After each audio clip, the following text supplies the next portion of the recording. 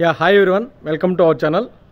So ఈరోజు మన video ఏంటంటే ఆంధ్రప్రదేశ్లో నూతన మద్యం పాలసీ యొక్క విధానం ఎలా ఉండబోతుంది. సో దీనికి సంబంధించిన వీడియోని అయితే ఈరోజు చేయబోతున్నాం. ఆంధ్రప్రదేశ్లో జూలై 1వ తేదీ నుంచి నూతన మద్య విధాన పాలసీని ఎక్సైజ్ శాఖ మంత్రి అయినటువంటి కొల్లు రవీంద్ర గారు అయితే ప్రారంభించనున్నారు. సో దీనికి సంబంధించి మంత్రివర్యులైన కొల్లు రవీంద్ర గారు ఒక సమాచారాన్ని అయితే విడుదల చేయడం జరిగింది. రూరల్ ప్రాంతంలో ఎవరైనా మద్యం దుకాణం టెండర్ వేసుకోవాలంటే 45,000 రూపాయలు డిపాజిట్ కట్టవాలి. సో ఈ డిపాజిట్ అనేది వెనక్కి అయితే రాదు. అదేవిధంగా అర్బన్ ప్రాంతంలో సిటీస్లో కానీ అర్బన్ ప్రాంతంలో కానీ మద్యం దుకాణం పాడుకోవాలంటే ఖచ్చితంగా 55,000 రూపాయలని డిపాజిట్గా కట్టాలి. సో ఇది కూడా డిపాజిట్ అనేది వెనక్కి తిరిగి రాదు. సో మొత్తంగా చూస్తే టీడీపీ గవర్నమెంట్లో మద్యం పాలసీ అనేది జూలై 1వ తేదీ నుంచి ఆరంభంలోకి వస్తుంది. ఈ నూతన మద్యం విధాన పాలసీని తీసుకురావడానికి గల మెయిన్ కారణం ఏంటంటే గత ప్రభుత్వంలో నూతన మద్యం పాలసీ అనేది చాలా వరకు ఫ్లాప్ అయిందని చెప్పుకోవచ్చు. సో ఎందుకంటే అప్పుడు అంతకుముందు 2014 నుంచి 2019 వరకు మద్యం పాలసీలో ఉన్నటువంటి బ్రాండ్లు మొత్తం తీసేసి కూడా కొత్త బ్రాండ్లు అయితే తీసుకురావడం జరిగింది. సో దానికి సంబంధించింది ఎప్పటికప్పుడు కూడా అప్పుడు ప్రతిపక్షంలో ఉన్నటువంటి తెలుగుదేశం కూడా చాలా వరకు ఖండించింది. సో ఇటువంటి కొత్త కొత్త బ్రాండ్ల వల్ల ఇవి తాగి చాలామంది అనారోగ్యం పాలవుతున్నారు. సో దీనికి సంబంధించి ఖచ్చితంగా ఒక తుది నిర్ణయం తీసుకోవాలి. సో బ్రాండ్లను మార్చాలి. అప్పట్లో కొత్తగా కింగ్ ఫిషర్స్ కానీ అదేవిధంగా బ్రిటిష్ ఎంపైర్స్ కానీ అదేవిధంగా క్లాస్ బర్గ్స్ ఇట్లా కొన్ని బ్రాండ్లు అయితే ఉన్నాయి. సో ఆ బ్రాండ్లు మొత్తానికి కూడా ఏపీలో కనుమరుగాయి. సో చాలా వరకు యువత అనేది చాలా వరకు ట్రోల్ చేస్తూ ఉండేవారు. సో తెలంగాణకి వెళ్ళినా కూడా అదేవిధంగా కర్ణాటకకు వెళ్ళినా కూడా అప్పుడు 2014 నుంచి 2019 వరకు ఉన్న బ్రాండ్లను చూసి చాలా ఆనందంగా వ్యక్తం చేస్తూ మన ఏపీలో ఇటువంటి బ్రాండ్లు లేవని కూడా చాలా వరకు ట్రోల్స్ అయితే చాలా వరకు చేస్తున్నారు. అప్పుడు ఎక్సైజ్ శాఖ మంత్రి ఉన్నటువంటి నారాయణ స్వామి గారు కూడా సో దానిపైన స్పందించలేని సిచ్యువేషన్లు అయితే ఉన్నారు అప్పుడు. సో మొత్తానికి అది చేసింది. కానీ ఈ నూతన విధానానికి గత ప్రభుత్వం చేసిన విధానానికి మధ్య తేడా ఏంటనేది ఇప్పుడు మనం మాట్లాడుకుందాం. గత ప్రభుత్వంలో మొత్తం కూడా ఎవరికి కూడా టెండర్లు అనేది పాడకుండా డైరెక్ట్ గవర్నమెంట్ చేస్తుంది. సో ఇక్కడ డిపాజిట్ చేసే ప్రతి రూపాయి కూడా డైరెక్ట్గా గవర్నమెంట్కి అయితే చేరుతూ ఉంది. సో దానికి సంబంధించి వాళ్లకు సంబంధించిన అక్కడ వైఎస్ఆర్సీపీలో ఉన్నటువంటి వ్యక్తులు కానీ లేదంటే వాళ్ళకు సంబంధించిన మద్దతుదారులు ఎవరైనా ఫ్యాక్టరీలు పెట్టుకున్నప్పుడు వాళ్ళ బ్రాండ్లే ఆల్మోస్ట్ అక్కడ ఇంప్లిమెంట్ చేయడం జరిగింది. దీనికి సంబంధించిన సిట్ విచారణ కూడా అప్పట్లో హైకోర్టు అయితే పిటిషన్ వేయడం జరిగింది. సో దీనికి సంబంధించిన మొత్తం వరకు సో ఎవరు డిపాజిట్ చేసినా కూడా ఆ బాటిల్స్ని స్కాన్ చేసినప్పుడు డైరెక్ట్గా ఆ అమౌంట్ అనేది గవర్నమెంట్ ఖాతాలో పడింది.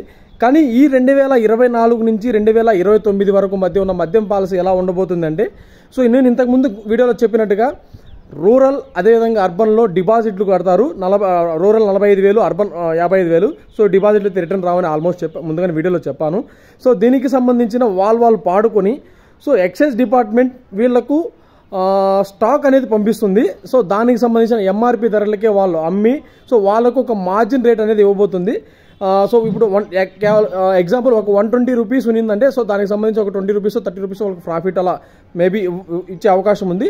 సో పర్సంటేజ్ రూపంలో ఇక మద్యం విక్రయం ఉంటుందని కొల్లు రవీంద్ర గారు అయితే బద్దలు కొద్ది చెప్పారు. అదేవిధంగా నాసి రకం మందు అనేది ఇక ఆంధ్ర రాష్ట్రంలో అయినటువంటి ఆంధ్రప్రదేశ్లో కనపడదు అని నేను దానిపైన ఖచ్చితంగా ఒక కమిటీ ఏర్పాటు చేసి సో 2014 నుంచి 2019 వరకు ఎటువంటి విధానం అయితే అమల్లో ఉంది, ఎటువంటి నాణ్యమైన మద్యం అనేది ఉండిందో సో అటువంటి ఆల్మోస్ట్ అవే తీసుకొస్తాము. సో ప్రజలకు ఇబ్బంది లేకుండా చేస్తామన్నారు.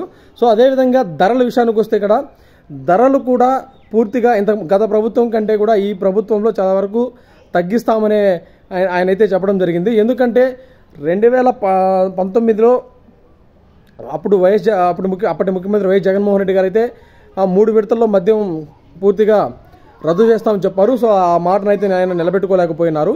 కాకపోతే ఇంకొక విషయం ఏంటంటే సామాన్య కూలీ అయితే ఎవరైతే మద్యం అలవాటు ఉంటుందో అటువంటి సామాన్య కూలీ తాగలేని పరిస్థితి అయితే ఆంధ్రప్రదేశ్లో అయితే ఏర్పడింది. ఇది అందరికీ తెలిసిన విషయమే. ఎందుకంటే చాలామంది యూట్యూబ్ ఛానల్స్ కానీ అదేవిధంగా న్యూస్ ఛానల్స్ కానీ ఎక్కడన్నా ఒక ప్రజావేదికలో ఒక ప్రజల దగ్గరికి వెళ్ళి లేదంటే ఒక పబ్లిక్ పాయింట్లోకి వెళ్ళి సో నెక్స్ట్ మీరు ఏ ముఖ్యమంత్రికి అయితే ఓటైపోతున్నారో అడిగినప్పుడు చాలా వరకు ఆల్మోస్ట్ 50% మంది ఎవరైతే త్రాగుడు అలవాటు ఉన్నవారో వాళ్ళైతే ఖచ్చితంగా సో ఈ విధంగా రేట్లు పెంచేస్తారు, మేమైతే ఖచ్చితంగా ఇవ్వమని ఆల్మోస్ట్ అప్పుడే చెప్పడం జరిగింది.